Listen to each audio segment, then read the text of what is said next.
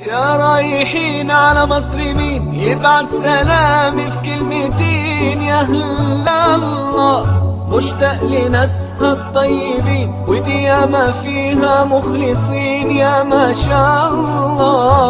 وفي أزهر العلماء تقدر تقول ما تشاء، ده أنا والله بدعي لهم رب السما وقولوا امين ان شاء الله ان شاء الله. بسم الله الرحمن الرحيم. الحمد لله رب العالمين، وأفضل الصلاة وأتم التسليم على سيدنا محمد وعلى آله وصحبه أجمعين. اللهم لا سهل إلا ما جعلته سهلا، وأنت يا حي يا قيوم تجعل الحزن إذا شئت سهلا سهلا. رب اشرح لي صدري ويسر لي أمري واحلل عقدة من لساني يفقه قولي. اللهم لا علم لنا إلا ما علمتنا إنك أنت العليم الحكيم. اللهم علمنا ما ينفعنا وانفعنا بما علمتنا وزدنا علما. وصل اللهم وسلم وبارك على سيدنا محمد وعلى آله وصحبه أجمعين. This is lesson number 13 in the series of lessons in which we intend to provide a guide for a student who wishes to pursue serious studies in the school of Imam al-Shafi'i rahimahullah ta'ala. In today's lesson we will continue where we left off in the previous lesson, where we were reading from the introduction of the book of Imam al-Nawawi rahimahullah called Minhaj Al-talibin wa Umdat al-Muftin. And we reached the part of the introduction where Imam al-Nawawi rahimahullah ta'ala says, قال الإمام النووي رحمه الله تعالى ونفعنا بعلومه في الدارين آمين، ومنها بيان القولين والوجهين والطريقين والنص ومراتب الخلاف في جميع الحالات. So Imam al-Nawawi is talking about the things that he has done in this book Minhaj Al-talibin, which are different from the book Al-Muharrar.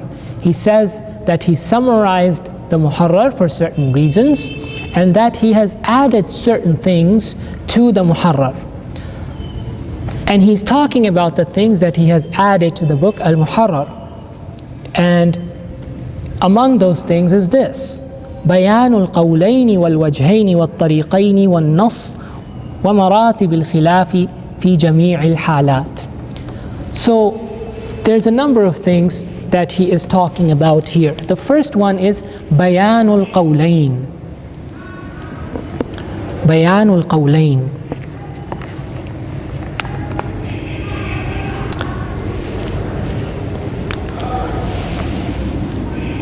القول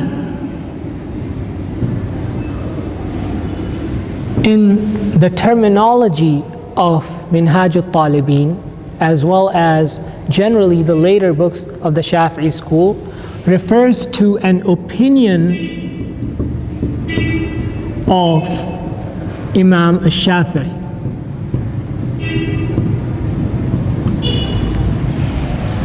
So Bayan al-Qawlayn means issues on which Imam al-Shafi'i has two opinions. Issues on which he has two opinions. Then he says, wal-wajhayn.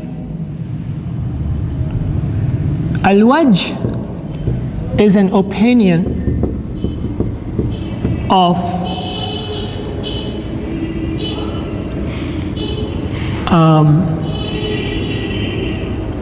one of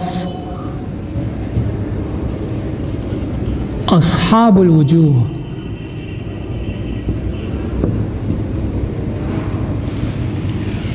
And we talked about who the Ashab al-wujuh are. Again, the more popular definition of Ashab al-wujuh are the Shafi'i scholars who came before 400 after Hijrah.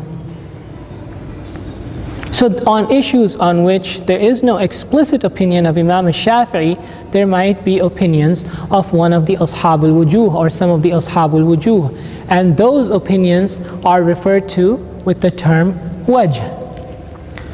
And therefore then when he says bayanul wajhayn, he's talking about issues on which there may be more than one wajh, more than one opinion of a single scholar from Ashab al-Wujuh, or two different opinions from two different scholars from Ashab al-Wujuh.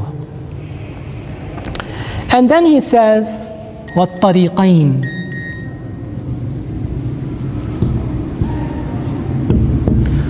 We'll talk about this in a second, but let's talk about one nas first. An-nas. What is an-nas? An-nas refers to an explicit opinion of Imam al-Shafi'i.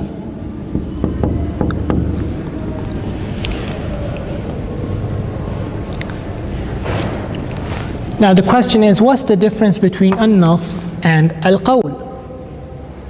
The difference is that when Imam al-Nawawi uses the word an-nas, he's indicating that there is another opinion that exists about this issue in our school. But that other opinion is an opinion of one of the Ashab al-Wujuh. And contrary to that is an explicit opinion of Imam al-Shafi'i rahimahullah ta'ala. Okay, so to indicate the existence of another opinion within the school by one of the Ashab al-Wujuh, he will use the word an-nas, whereas he will use the word al-qawl to indicate that this is an opinion of Imam al-Shafi'i, and he's not getting into the issue of whether another opinion exists outside of the opinion of Imam al-Shafi'i or not. And we'll talk more about that in a little bit, inshaAllah. وَمَرَاتِبِ الْخِلَافِ فِي جَمِيعِ الْحَالَاتِ. We'll talk about that as well, but let's go back to at-tariq. What does he mean by at-tariq?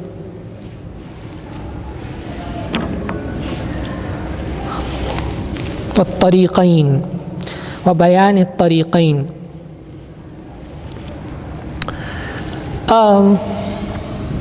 At-tariq or at-turuq is defined to be اختلاف الأصحاب في حكاية المذهب. الطريق is defined to be اختلاف الأصحاب, or طرق is defined to be اختلاف الأصحاب في حكاية المذهب. So what does طريقين mean, or what does طريق mean? Let's say that there is an issue. There's an issue. And some scholars say one of the Ashab al-Wujuh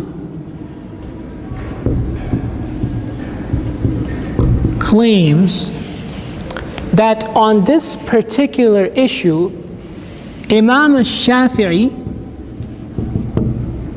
has opinion X. Other Ashab al-Wujuh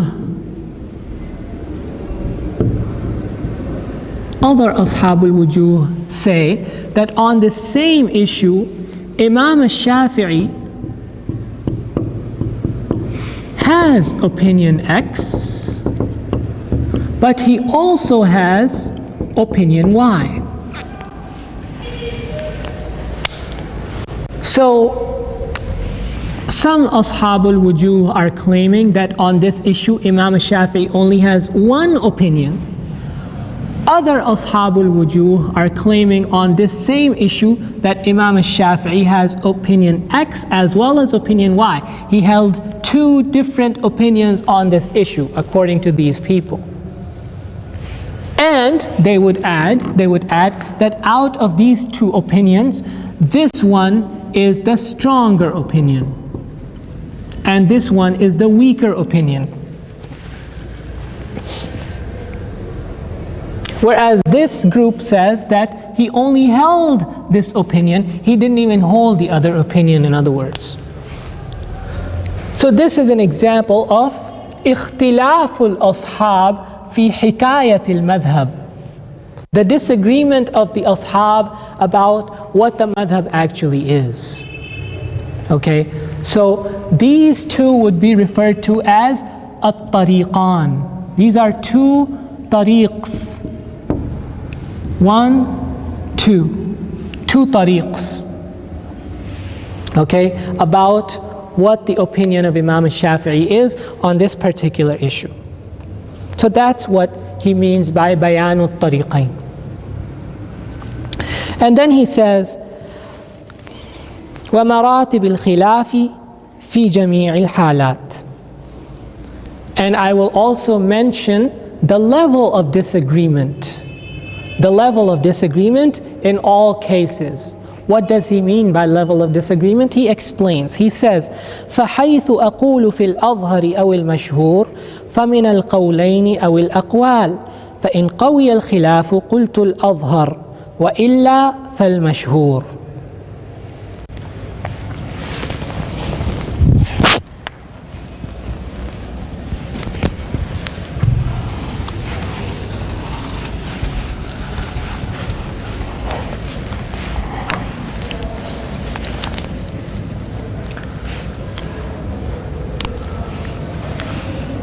Al-Azhar,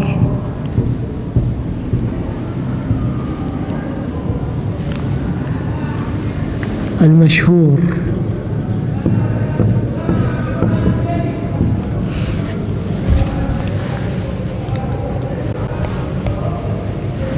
Al-Azhar and Al-Mashhur. He says, فحيث أقول في الأظهر أو المشهور فمن القولين أو الأقوال.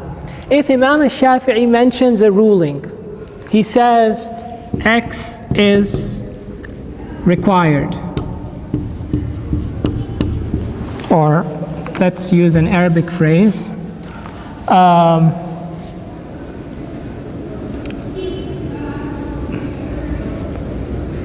يجب كذا في الأظهر.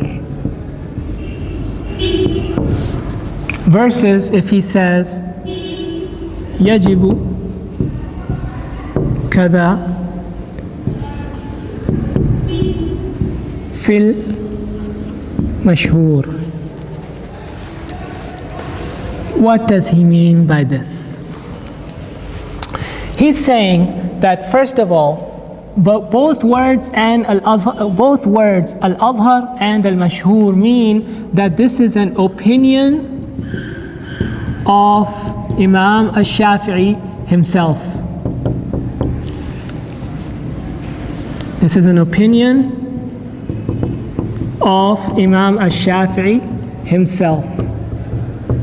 In other words, this is an explicit opinion of Imam al-Shafi'i.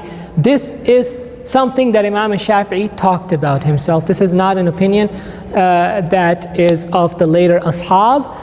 On this we have a text from Imam al-Shafi'i. That's number one. Number two, both al-Azhar and Mashhur indicate that this is an issue on which there is another opinion of al-Shafi'i.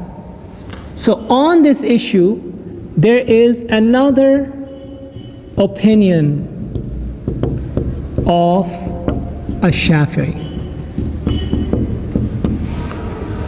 There is another opinion that exists of al-Shafi'i.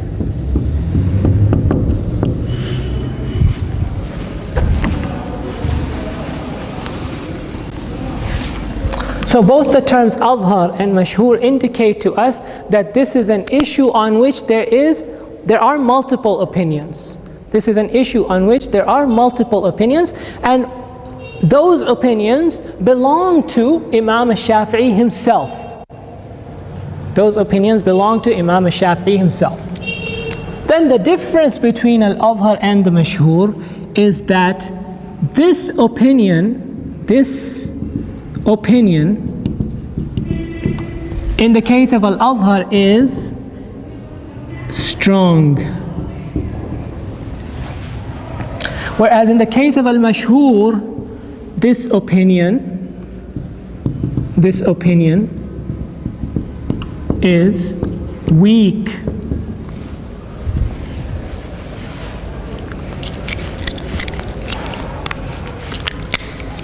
This opinion, meaning the contrary opinion, the opinion that's contrary to Azhar is strong. The opinion that's contrary to Mashhur is weak. Both Azhar and Mashhur are the preponderant opinions. So if the Minhaj says, Yajibu kada fil Azhar, that means that this kada is obligatory according to the preponderant position of the school. However, there is another opinion of Imam al-Shafi'i that says that kada is not obligatory. There is another opinion of Imam al-Shafi'i that kada is not obligatory, and the fact that he uses al-Azhar indicates that that other opinion that says that kada is not obligatory is a strong opinion, even though the preponderant opinion is that it is obligatory. But the opinion, the other opinion of Imam al-Shafi'i that says that kada is not obligatory is in and of itself a strong opinion. Let's put it a different way.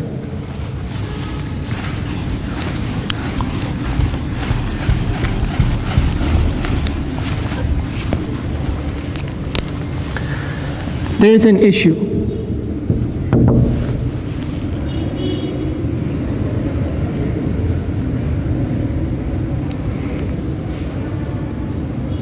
Does a man's wudu break when he is touched by a non-mahram woman? We know that in the Shafi'i school, if a man touches a non-mahram woman, his wudu is broken. And if a woman touches a man not mahram to her, then her wudu is broken. But the question is, if the man is touched, he's not touching, he's not engaging in the active form of touching, he is being touched by a non-mahram woman, is his wudu broken? That's the issue. On this issue,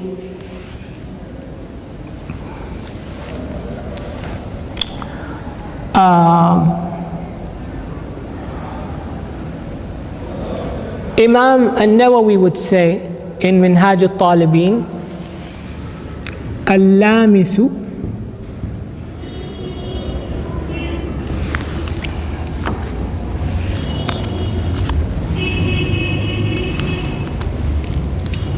kal-malmus fil Azhar.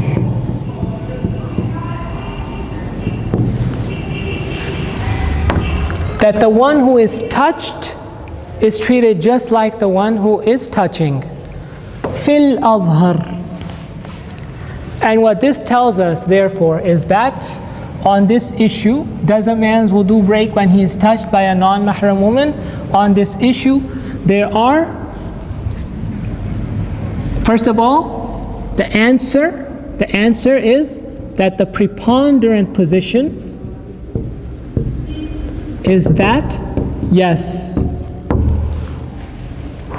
Why? Because al-malmus and al-lamis are the same.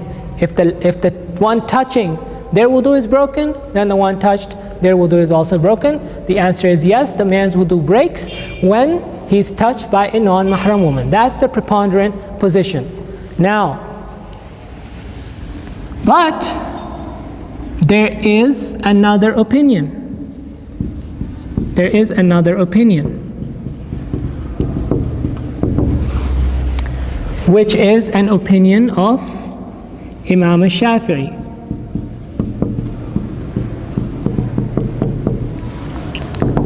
And that opinion says, no.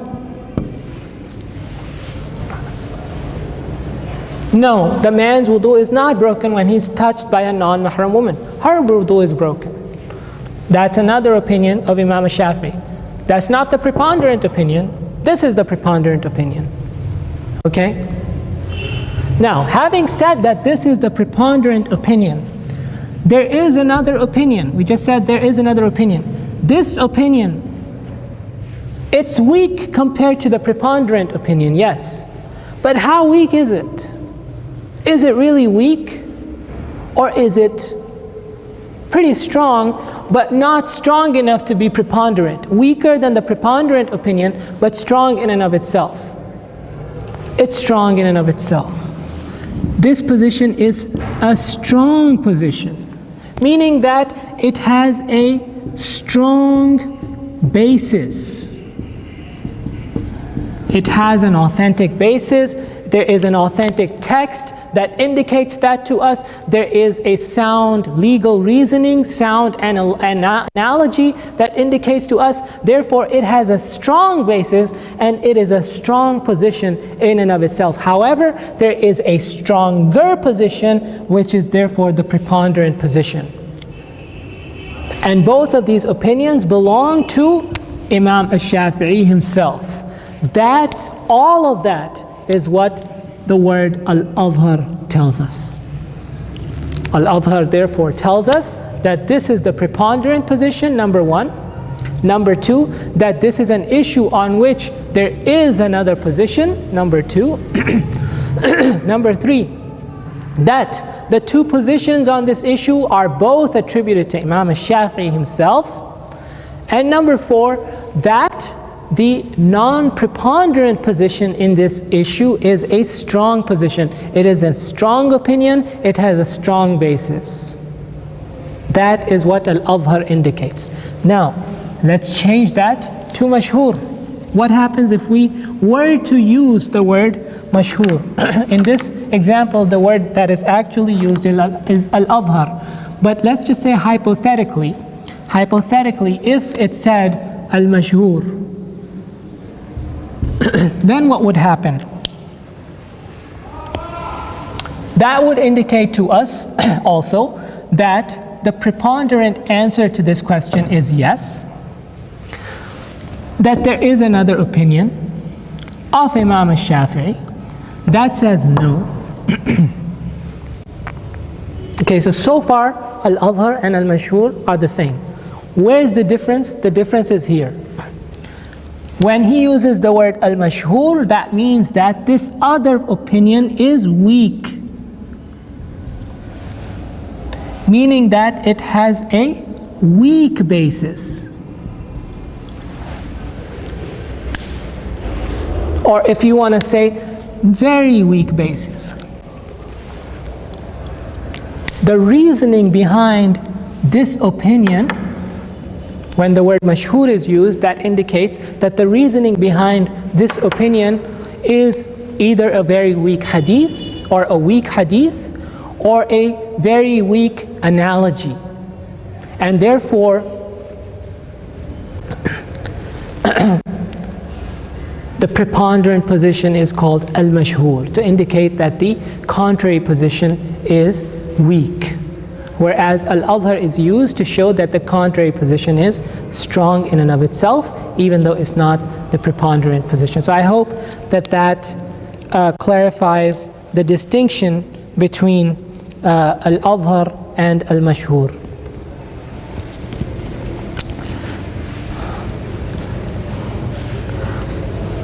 So I think that is sufficient for this lesson. We'll stop here and we'll pick up from here next time. وَصَلِّ اللَّهُمَّ وَسَلِّمْ وَبَارِكْ عَلَى سَيِّدِنَا مُحَمَّدٍ وَعَلَى آلِهِ وَصَحْبِهِ أَجْمَعِينَ وَالسَّلَامُ عَلَيْكُمْ وَرَحْمَةُ اللَّهِ وَبَرَكَاتُهُ.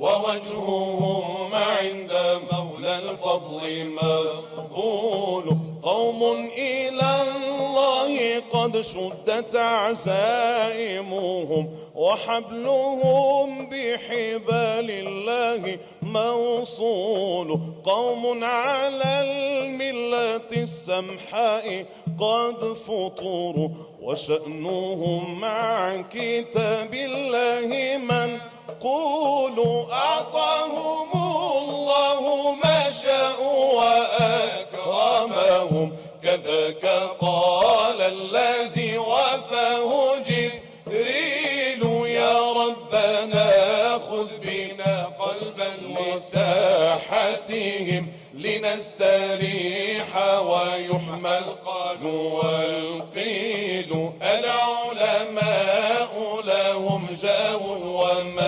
ومنزلة ووجههم عند مولى الفضل مقبول